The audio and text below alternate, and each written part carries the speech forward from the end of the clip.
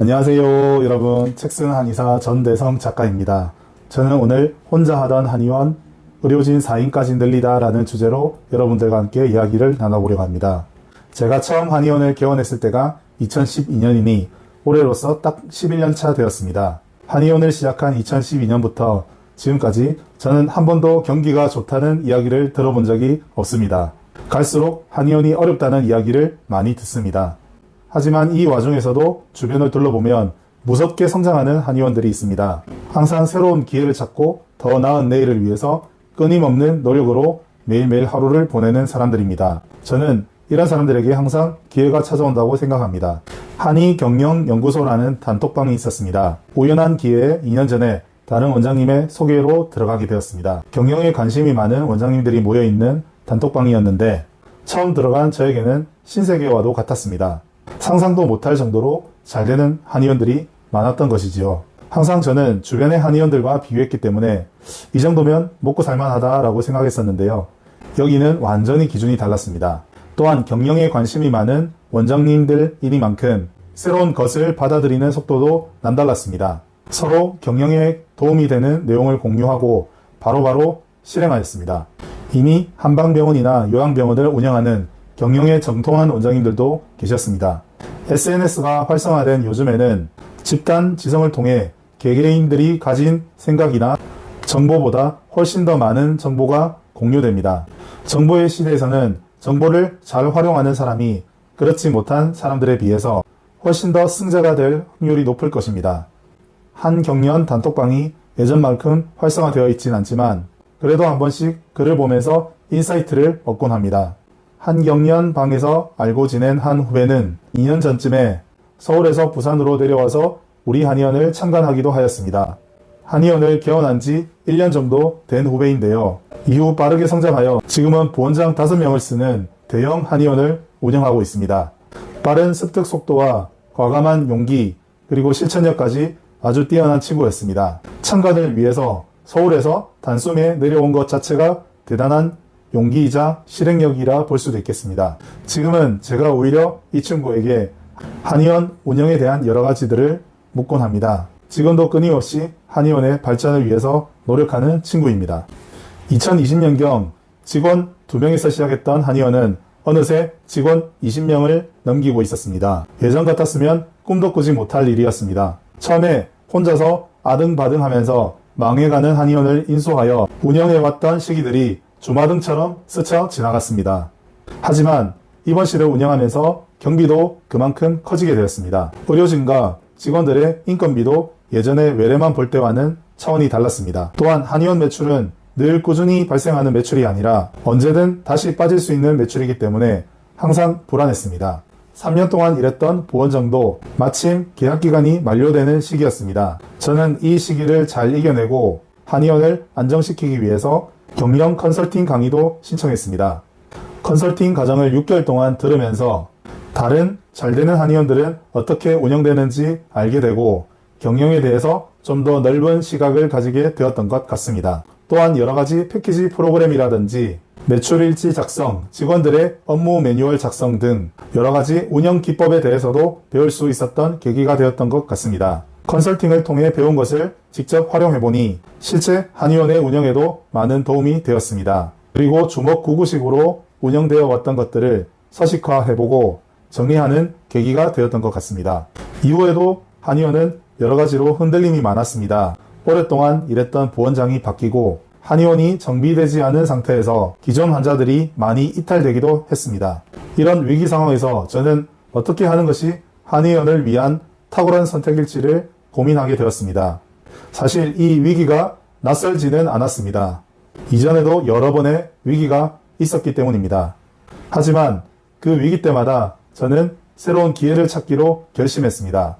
주변 한의원들이 신규로 들어올 때 다른 한의원들과 차별화를 위해서 설진이나 도침 등의 특화를 생각하게 되었고 주변 재개발로 인해서 배우 세대가 빠지는 것을 보면서 이번 실 한의원을 개원을 생각하게 되었습니다.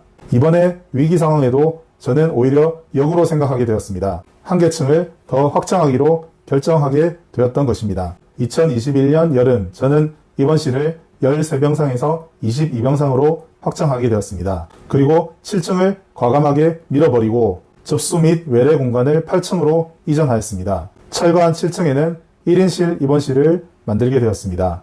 너무 무리하는 게 아니냐는 이야기도 많이 들었지만 하지만 주변의 상황이 심상치가 않았습니다.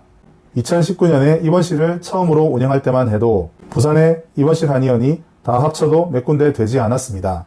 하지만 2년 만에 우후죽순 입원실 한의원들이 생기게 되면서 처음에는 저희 한의원의 시설이 가장 좋은 쪽에 속하게 되었으나 불과 2년 만에 평범한 곳이 되어버렸습니다. 게다가 주변에 대형 한방병원들도 많이 생겼습니다. 시설이나 쾌적성 면에서 저희가 한방병원을 따라갈 수 없다는 것은 불보듯 뻔한 일이었습니다. 이런 상황에서 지금 당장 현재는 몇 달 동안 운영할 수 있겠지만 앞으로 길게 본다면 계속해서 환자가 빠질 것은 명약관화한 일이었습니다. 다른 한의원과 구분되는 차별화된 무언가가 있어야 했습니다. 저는 그것을 1인실 입원실과 외래 규모의 확장으로 보았습니다. 쾌적한 공간이 마련되어야 환자들도 진료받고 싶은 마음이 들 것이기 때문입니다. 다행히 10년간 한의원을 운영하여 오면서 쌓아온 신용을 바탕으로 확장을 담보로 대출이 가능하였습니다. 무리가 되었지만 저는 변화를 택하고 한의원을 확장하였습니다. 코로나 시기 동안에 1인실 입원실을 운영할 수 있었던 것은 좋은 선택이었습니다. 여러 명이 함께 쓰는 다인실은 사람들이 기피하지만 혼자 쓰는 1인실은 선호하기 때문입니다. 외래 환자는 줄었지만 입원 환자는 늘게 되면서 기사회생할 수 있었습니다. 지금도 입원실은 항상 1인실부터 가득 찹니다. 앞으로도 1인실을 선호하는 경향은 점차 더 가속화되지 않겠나 하는 생각이 듭니다. 확장하면서 외래를 8층으로 옮기게 된 것도 좋은 선택이었다고 생각합니다. 7층에는 베드가 8개 뿐이라서 항상 대기 환자들이 많았습니다. 그러나 8층으로 이전하면서 베드를 12개로 확장하니 오랜 시간을 기다리지 않고도 환자들이 치료받을 수 있게 되었습니다. 지압침대라든지 수치료기 등 여러가지 물리치료 시설들도 보강하여 기다리는 환자들이 지루하지 않도록 편의성을 보강하였습니다. 코로나 때문에 걱정하는 환자들의 안전을 위하여 부산에서는 처음으로 UVC 램프를 각 베드마다 설치하였습니다. 램프를 켤 때마다 UVC 자외선이 나와서 환자들이 누웠던 베드를 소독해줍니다. 또한 환자들이 들어가고 나갈 때마다 직원들이 한 번 더 알코올로 소독해 주었습니다. 그러면서 환자들로부터 여기는 친절하고 깨끗하며 믿을 수 있는 한의원이라는 이야기를 듣게 되었습니다. 또한 4인 체제로 가게 되면서 원장님들의 근무 시간을 탄력적으로 조절할 수 있게 되었습니다. 사과 원장님까지 인원을 늘리다 보니 하루 평균 2명에서 3명의 의료진이 진료할 수 있게 되었고 5일 근무가 가능하게 되었습니다. 한의사들은 개원하면 자기 시간을 내기가 쉽지가 않습니다. 매일 진료하느라 바쁜 시간을 보냅니다. 그러다 보면 내가 아는 영역 이외에 다른 영역을 공부할 수 있는 시간을 내기가 쉽지 않습니다.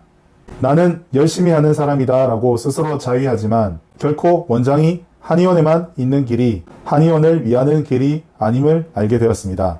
한의원을 더 발전시키기 위해서는 오너의 생각과 의식이 확장되어야 합니다. 그러기 위해서는 밖에 다니고 사람들을 만나며 배우면서 의식을 확장시킬 수 있어야 합니다. 저는 이틀이라는 시간을 확보하여 저를 위한 자기개발에 투자할 수 있었습니다. 평소 제가 관심이 많았지만 하지 못했던 것들을 하는데 시간을 투자하였습니다. 지금 제가 책을 쓰게 된 것도 쉬는 날에 책 쓰기 과정을 통해서 빠르게 책을 쓰는 방법을 습득했기 때문입니다.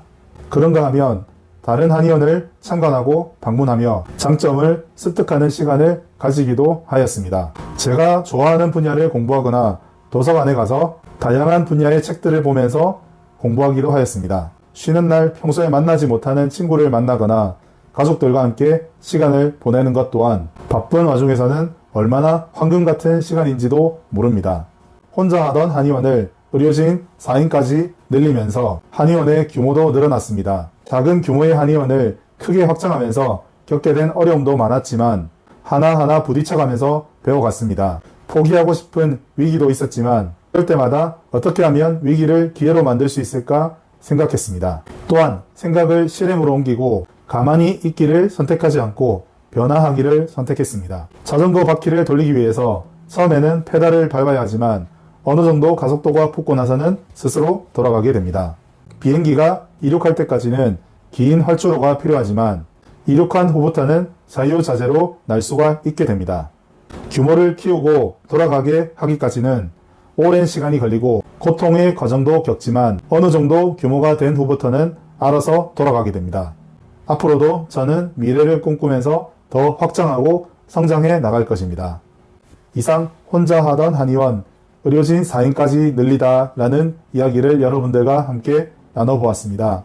저의 이야기가 여러분들께 공감이 되시고 도움이 되셨다면 좋아요와 구독 버튼을 꼭 눌러주시기 바랍니다.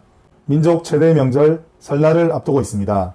한 주 동안 열심히 소중한 시간 보내시고 다음 주 설날 연휴 즐겁게 잘 보냈으면 좋겠습니다. 다음 주에 뵙겠습니다. 감사합니다.